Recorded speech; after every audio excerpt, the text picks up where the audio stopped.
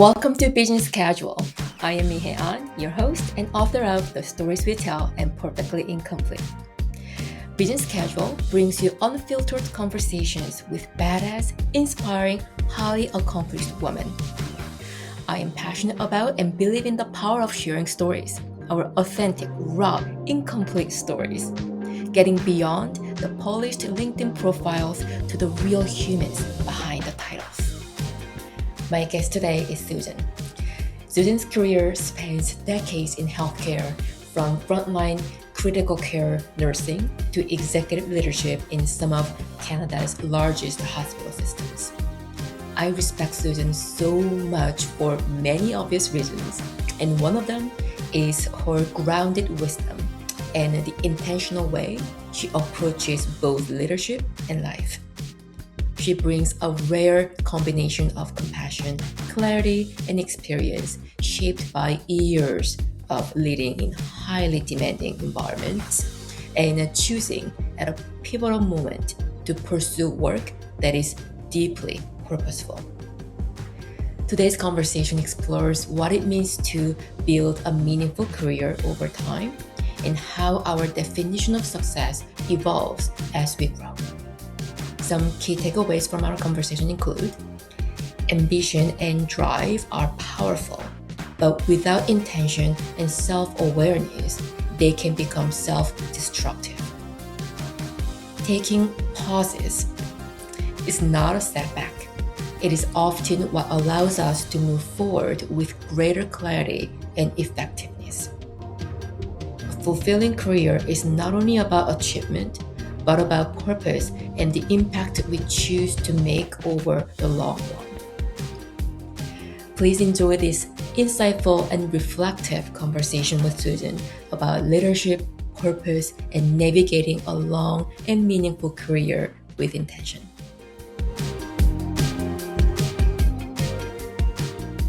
Hi, Hello. Susan. How are you? Very good. How are you doing? Good, thank you. Thank you for joining. Oh, I'm happy to be here. Yes, thank you. Yes, to get started, would love to have you introduce yourself a bit, please, Susan, so our audience get to know you and your organization. Okay, so my name is Susan Bisaillon. I am a nurse by professional background. I hail from the great province of Newfoundland and Labrador, and I've been living in Ontario for several decades. I basically started my career as an intensive care nurse and then moved into administration once I completed my advanced graduate degree at University of Toronto. And from there, I really became very interested in leading large-scale programs and healthcare. So I moved into manager for critical care, coronary intensive care. I worked at the University Health Network for years. And then I moved to Trillium and advanced in executive leadership roles. And then finally at Holden Healthcare, where I was the chief operating officer of the legacy site when we built the new hospital. And over the last 9 years, I've actually moved into the community. So I'm currently the president and CEO of Safehaven. It's a nonprofit organization that cares for children, youth, and adults with medical complexity. So I always say I've gone from these huge, big monster hospitals, big hospitals, to a small nonprofit, and I'm having such a great time in the nonprofit sector. You had an amazing career for obvious reasons. Why, at the point when you pivoted to nonprofit, what was the motivation there, Susan? Well, it's interesting because I think when you start your career, I'm sure I'm like most people, it's all about gaining experience, and you're hungry and thirsty for knowledge and growth. So for me, working in frontline critical care, working in very high competitive environments, on faculty at U of T, really sort of absorbing as much as you can, that's fantastic. And then as I progressed through executive leadership and middle management leadership, I loved it. And I think when I say I finished my last position as Chief Operating Officer of Oakville, we had just finished building a $1.5 billion hospital. So once you do that and finish it, the question is what's next? Yes. And you get a lot of things out of your system. Like you realize you're not that same person that you were several decades ago, where you're really trying to build your career. It's kind of like, okay, you've done amazing things. So are you going to keep doing this for the remainder of your career? Or do you pivot and do something that is meaningful and purposeful? So that's really what's the impetus, because, I could have stayed in hospital executive leadership for the remainder of my career, but I really felt like I wanted to give back in a different way. And that's why I moved to the nonprofit sector. Yeah. What about Safehaven's mission and cause that spoke to you deeply? Well, it's interesting because, I think that, when you start out your career, you're interested in, I don't know if it's the high tech, high sort of stress areas. And, what I found is as I progressed my career, I really enjoyed working with people with chronic diseases. Sometimes in healthcare, there's what we call very acute in and out, like surgery, you go in, you have your procedure out. That's great. But I found as I grew, I really enjoyed the relationships and working with people who had chronic diseases, so people with lifelong illnesses, and really sort of getting to know them, their family, helping them live the best life they could. And then I think also, I also had experience within my own family to having somebody who had a chronic disability. So I think then it was really kind of a marriage of multiple events, experiences, really saying, well, how can I do the best I can do and lift sort of an organization and help the most vulnerable? And I really feel that people who have disability are marginalized. I think as a society, we are not really there where we need to be on inclusivity. And a lot of times when I think about my prior experiences, some of these high-end neurosurgery, advanced cardiac programs, they're fantastic. But when I look at then the vulnerability of some of these people every day that I work with, and some of the social conditions that they're exposed to, very, very complex, and they don't get the support, they don't get the programming, they don't get the resources that they need. So there are elements of care in society that really, I just felt that I could probably have an impact, because I'm very compassionate about people with vulnerability. It's very evident, Susan, that shows every time that I interact with you. Yes, very evident. And it's not for everyone, right? Like some people, they would say, "Oh, I just could not do that." So you have to really be able to lean into that and gravitate towards it, because it's not something that everybody can do.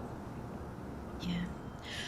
How so far throughout your career, doing this work, I can only imagine how demanding your career has been for you. And you have your personal life to, of course, attend to and give care to. If you were to give some advice, what would they be? Well, it's interesting, like you say, it's true. It's been very demanding. And when I think of some of these huge organizations I've worked in, and I also work as an evaluator for health systems. So I travel all over Canada and internationally evaluating health systems. And I do think advice, I think you do have to realize the work is continuous. Like a hospital is 24/7, 365. Yeah. It does not stop. So even though you may work, an 8 or a 10-hour day, even when I used to go home from being chief operating officer, I would still get calls at 11 at night or throughout the night when things would go wrong. So I think it's really important that you try and make sure that you're being very focused and you're being very purposeful on protecting your sort of your health. Yeah. And I can't say I've always been the most balanced person, but I think, making sure that you're trying to build in, your exercise and you're taking your vacation and you're going for your work. So I would say, when I think of a young professional, I really think it's really important to have goals and aspirations and work really hard, Yeah. but also make sure that you're not sort of burning the candle on both ends, so that you're actually making sure that you're being intentional about how you take care of your own physical and mental health. I struggle, Susan. I do struggle because I Yes, have such ambitious goals that I I want know. to achieve, and managing that with the especially health and relationship, managing health Yes, and relationship while going after that goals that I want to achieve. yes. It has been struggle, continuous. It's a struggle, and I think the thing is, though, is that I think because I've been there, and my whole life I've been a driver, Yeah. always been a driver, always been really pushing hard. Yes. But I think the more I'm where I am now, I realize that actually that constant push, it actually sometimes makes you less productive. Mm. So you do need to take those steps back Mm-hmm. to actually go steps further ahead, because sometimes you can't see the forest for the trees if you're not giving yourself that pause and those mental breaks to actually really look at where you are and what you're doing. It can actually hurt you, and sometimes you can't see it, but other people can see it. Oh yes. Other people can see it. Other people can say, okay, yeah, you're not where you need to be. And I think you need, like, I actually, in the last 10 days, had this conversation with somebody else. And I said, you need to turn off your phone. You need to take a day. Don't even count it as vacation or whatever. Just take the day and take care of yourself, because you need a pause. And I think that's another good thing to think about, is surround yourself Mm-hmm. with people who care about you Yeah. and people who have your interest, because many of these environments are very competitive, and there's always sometimes people, I can't say everybody's got the same ability to support others. So people sometimes they're not so supportive. So you have to make sure that you have a boss that you can trust, that you have people around you who trust and really have your best interests. Yeah. And then when they see that you're not where you need to be, you need to listen to them. Mm-hmm. And if they say you need to take a couple of days off, or you need to turn off your phone, then you need to do that. Yeah. One thing that I find quite difficult for me is me pushing myself to the edge, like driven by myself, like Right. my fire. Yes. And that's good, though. That's good. But sometimes the fire can work the opposite way and be Yes. like self-destruct, right? Yes. So you have to be careful of that, because again, sometimes that burning ambition and desire, it can actually erode you. Yeah. And it can erode you, and it can actually be harmful. Yeah. So I think it's very difficult, but leading with intention, Mm-hmm. leading with purpose, and that's what I lead with, purpose, and leading with a notion that you're in this for the long run. Yeah. You're not in this for a short run. And, as you get older, thinking of it as a marathon versus sprints. Because if you're always sprinting, you're going to hit the wall. So think of it as a big, long journey, a long marathon.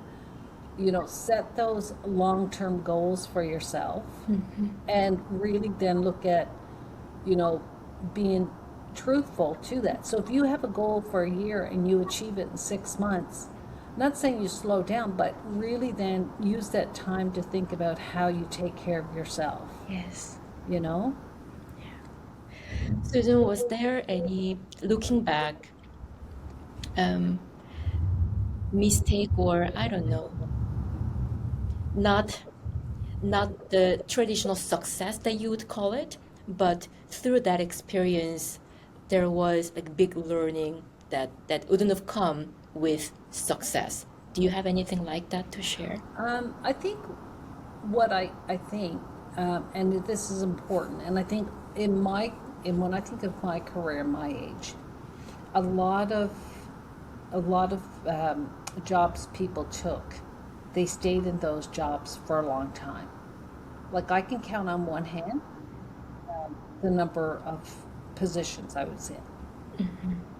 Whereas I don't think that I'm not saying that you don't need to be loyal, whatever, but I think now there's a difference now. I think when I look back now, I think I probably would have taken different choices at shorter intervals. Like staying in an organization 15 years, that's great. But maybe if I had other things I wanted to do, like maybe it's just looking at that. And I say that only because I was at an organization where we basically had a merger. And then